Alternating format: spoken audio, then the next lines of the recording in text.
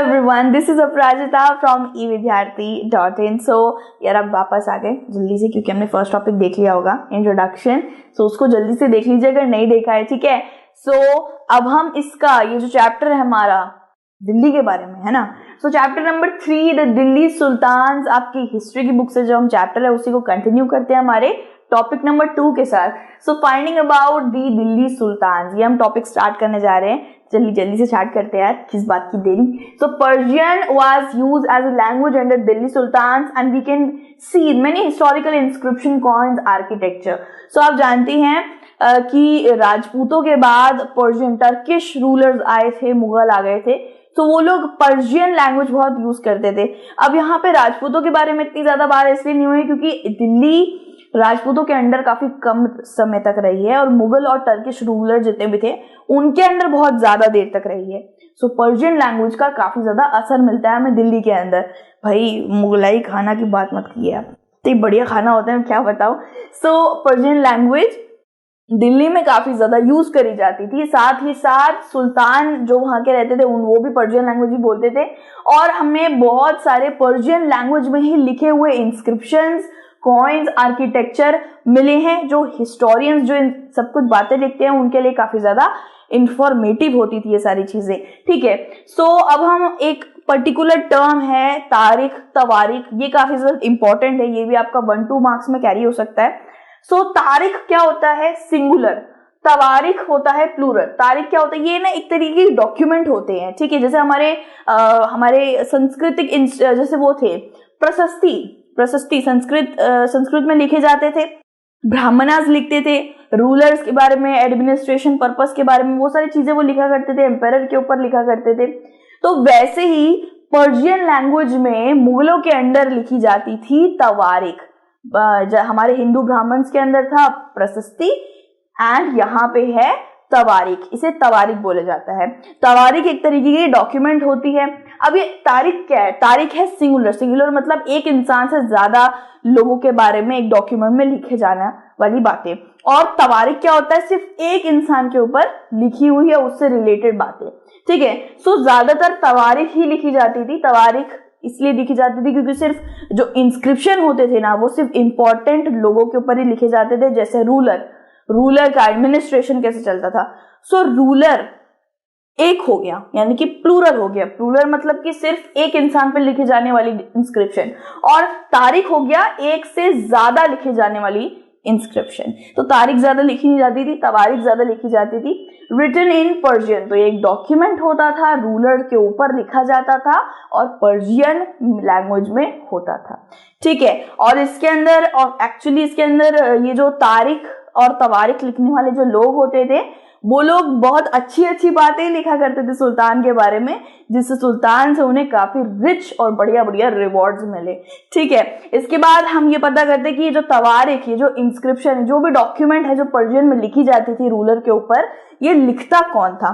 So author of तवारीख were learned men, ये काफी ज्यादा पढ़े लिखे होते थे. जैसे हमारा प्रशस्ति लिखने वाले ब्राह्मणास होते थे, संस्कृत को जानते थे और वो बहुत बड़े ज्ञानी कहलाते थे. वैसे ही तवारीख को लिखने वाले भी भाई काफी ज्यादा दिमाग वाले होते थे, लर्न मैन होते थे. जैसे कि रूलर के सेक्रेटरीज लिखा करते थे, एडमिनिस्ट्रेटर्स लिखा करते थे जो हर चीज संभाला करते थे वो भी लिखा करते थे, और पोएट, बड़े दिग्गज पोएट और कोर्टियर्स, ठीक है, जो कोर्ट में रहने वाले बड़े उपाधि में होते हैं वो लोग भी लिखा करते थे. दे एडवाइस रूलर्स, और इनका काम सिर्फ तवारीख लिखना ही नहीं होता था, रूलर के बारे में अच्छी बातें लिखना नहीं होता था, ये रूलर को एडवाइस भी करा करते थे कि आप इस तरीके से राजपाट चलाइए, इस तरीके से आप इसको करिए. देखा था हमने, सेक्रेटरी, एडमिनिस्ट्रेटर, ये सब उनके कोर्ट के ही लोग होते थे. तो तवारीख भी लिखा करते थे और जो रूलर होता था उसको एडवाइस भी दिया करते थे, ठीक है. सो जैसे कि मैंने बताया कि हिस्टोरियंस को कहाँ से इतनी ज्यादा अच्छी रिच नॉलेज मिली है, तो मुगलों के वक्त पे कॉइन से एंड आर्किटेक्चर से, साथ ही साथ बड़े मॉन्यूमेंट्स को देख के नॉलेज मिली है.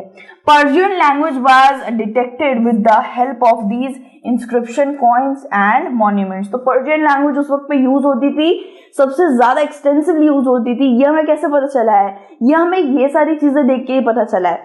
कुछ इस तरीके से देखिए कॉइन, देखिए कॉइन में ऑब्वियसली हिंदी तो लिखी नहीं है, चाइनीज भी नहीं लिखी है, ऑब्वियसली पर्शियन लैंग्वेज का यूज हुआ है, अरेबिक।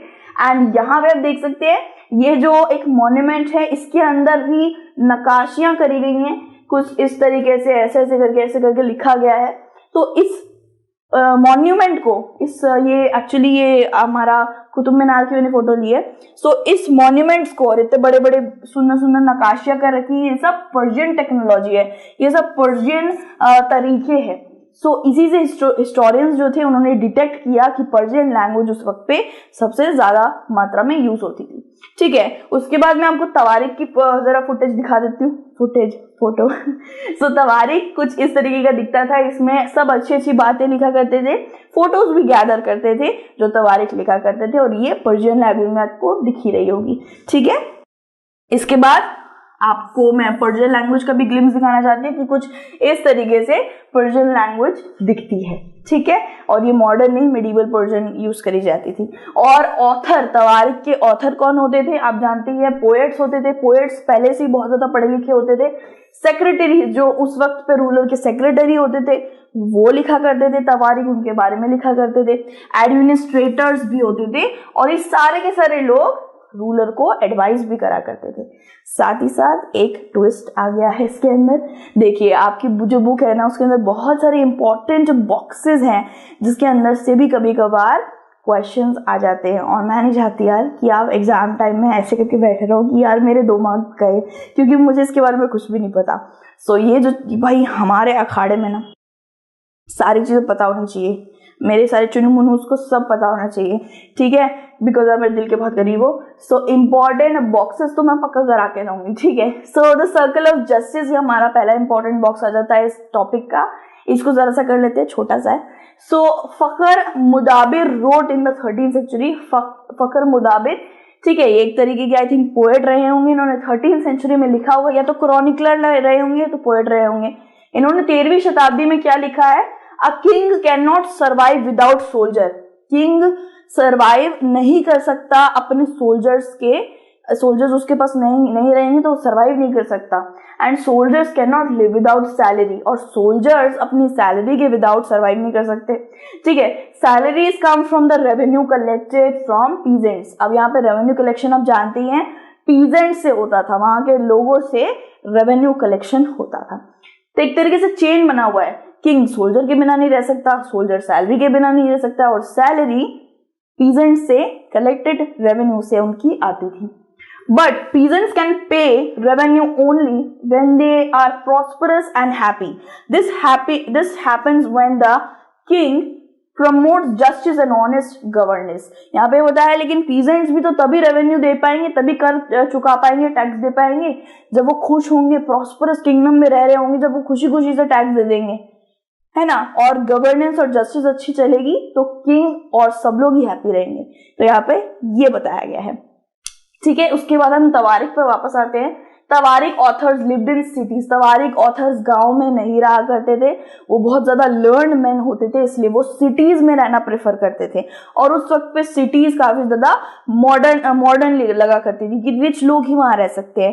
तो सिटीज यानी कि दिल्ली में रहा करते थे, कोई विलेजेस में नहीं रहा करते थे। साथ ही साथ used to write histories for sultan to get reward in return. तो सुल्तान के बारे में भाई बहुत अच्छी अच्छी बातें लिखा करते थे कि जिससे रिवॉर्ड आए। ठीक है, इन 1236 सुल्तान इल्तुतमिश की डॉटर, 1236 की बात कर रहे हैं। इल्तुतमिश जो हमने पढ़ा था ना, एक पूरा टेबल पढ़ा था। इल्तुतमिश की डॉटर का नाम था रजिया सुल्ताना। वो बैठी थी, वो बनी थी सुल्ताना, और अलॉन्ग विद मिनाज सराज की बात हो रही है। देखिए यहाँ पे बोला गया कि सुल्तान इल्तुतमिश 1236 के वक्त पे उनकी बेटी सुल्ताना रजिया सुल्ताना गद्दी पे बैठी थी 4 साल के लिए।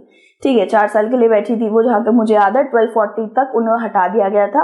वहां बैठी थी, और उनके गद्दी पे बैठने से काफी ज्यादा लोगों को दिक्कत स्टार्ट होने लग गई थी, और उनमें से मिनाज सराज भी एक शख्स आ जाते हैं। सो मिनाज सराज की बात करते हैं। Exclaimed that she is more able than her brother। पहले तो उन्होंने अच्छी खासी तारीफ करी, मीठी मीठी चाशनी जैसी, कि बहुत ज्यादा एबल्ड है, बहुत ज्यादा रिस्पॉन्सिबल है, अपने सारे भाइयों से काफी ज्यादा अच्छी है, पढ़ी लिखी है। उसके बाद क्या है, she was remove from the throne in 1240 as nobles and Siraj were not happy finding a girl on a throne as a ruler. So उसके बाद मिन्हाजी सराज और बाकी जितने भी बड़े बड़े नोबल्स होते थे, नोबल्स कौन होते थे? बड़े बड़े लोग जो एक बड़ी उपाधि लेके रखते थे, पोर्टफोलियो काफी कोर्ट में उनका बड़ा होता था, साथ ही साथ उनके पास काफी ज्यादा रिच होते थे, काफी ज्यादा, ठीक है। सो वो लोग उनके भाई आइडियाज को ऐसे थोड़ी ना कोई नजरअंदाज कर सकता है। सो मिन्हाजी सराज और ये नोबल्स दोनों ही बोल रहे थे कि शायद सुल्ताना गद्दी पर नहीं बैठ सकती क्योंकि हमारे उसूलों के खिलाफ है, क्योंकि हमेशा से एक लड़का ही राज करता है। तो Razia Sultana, obviously this is not Razia Sultana, ये एक सीरियल बना था, क्योंकि रजिया सुल्ताना और इन सब की बहुत ज्यादा पुरानी फोटोज है एंड वो बहुत ज्यादा क्लियरिटी में नहीं है, ठीक है। So you can Google it along with Minhaj Siraj. This is, I think this is the original photo. Minhaj Siraj इसमें लिख रहे हैं कुछ, ठीक है। रजिया सुल्ताना के बारे में पता नहीं लिख रहे हैं नहीं लिख रहे हैं। काफी बुरा लगा कि उनको 4 साल के अंदर ही हटा दिया गया। That was not fair, right. So एक और हमारा एक बॉक्स आ जाता है, ठीक है। What Minhaj Siraj thought about Razia. Minhaj Siraj क्या रजिया के बारे में सोचते थे?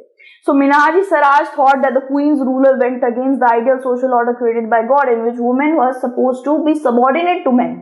तो यहाँ पे भाई हम लोग आजकल मॉडर्निटी में रह रहे हैं, मेरे बहुत से प्यारे प्यारे जो स्टूडेंट्स हैं वो भी देख रहे हैं, उनको भी लग रहा होगा कि नहीं यार लड़कियों को जगह देनी चाहिए, ऐसा नहीं है। सो यहाँ पे काफी ज्यादा एक लोअर थॉट रख के बोला गया है कि मिन्हाजी सराज ने ये बोला है कि ये जो क्वीन है, जो रूलर बनने बैठी हैं, ये हमारे सोशल ऑर्डर के अगेंस्ट जा रही हैं और इनको हमेशा जो गॉड ने क्रिएट करा है और इनको हमेशा मर्दों के अधीन ही रहना चाहिए, ऐसा यहाँ लिखा हुआ है। He therefore asked in the register of God's creation, since her account did not fall under the column of men, how did she gain from all of her excellent qualities? तो यहाँ पे ये बोला गया है कि यहाँ पे कोई भी गॉड ने ऐसा कहीं नहीं लिखा है कि औरत बैठ सकती है मर्द की जगह पे, तो वो अपनी यहाँ पे क्यों बैठ रही हैं, ठीक है। तो वो इतना ज्यादा क्वालिटीज को गेन क्यों कर रही हैं? उनको कोई हक नहीं है, उनको हमेशा मैन के अधीन रहना चाहिए। On her inscription in coins, Razia mentioned that she was the daughter of Sultan Iltutmish। तो बहुत से inscriptions and coins में खुद रजिया सुल्तान ने ये बोला है कि मैं इल्तुतमिश की डॉटर हूँ, वो एक सुल्तान है। This was in contrast to the queen Rudrama Devi 1262-1289 of the Kalakattiya dynasty of Warangal, part of modern Andhra Pradesh. Rudrama Devi changed her name on her inscription and pretended she was a man। तो सिर्फ रजिया सुल्तान ही throne पे बैठने के लिए लड़ी नहीं है, बहुत सी ऐसी औरतें हैं जो उस वक्त पे थ्रोन पे बैठने के लिए फाइट कर रही थी, जैसे कि रुद्रमा देवी कलकत्ता से आई थी, आंध्र प्रदेश की, वहां पे शायद रूलर रही हैं, ठीक है। उन्होंने अपना नाम ही चेंज कर लिया और अपना नाम एक मर्द के नाम पे रख लिया, लाइक मर्दानी नाम रख लिया, ठीक है। अनदर क्वीन दिद्दा, एक और क्वीन की बात कर रहे हैं, दिद्दा की बात कर रहे हैं। ये कश्मीर में 980 से लेके 1003 तक इन्होंने रूल करा है। हर टाइटल इज इंटरेस्टिंग, उनका टाइटल काफी ज्यादा इंटरेस्टिंग है। इट कम्स फ्रॉम दीदी और एल्डर सिस्टर। उनको दिद्दा इसलिए बोला जाता है क्योंकि वहां के लोग उन्हें एल्डर सिस्टर भी बोला करते थे। And obviously affectionated term given to a loved ruler by her subjects. तो यहाँ पे जो कश्मीर में जो दिद्दा रूल करके गई हैं, इनको काफी ज्यादा इनके सब्जेक्ट्स ने प्यार दिया है, लेकिन रजिया सुल्तान ज्यादा देर तक नहीं टिक पाए क्योंकि बहुत से लोगों ने उनके खिलाफ बातें स्टार्ट कर दी दैट हमारे गॉड ने ऐसा कहीं नहीं लिखा है कि एक रूलर लड़की बन सकती है, आपको सबऑर्डिनेट ही रहना पड़ेगा मैन से।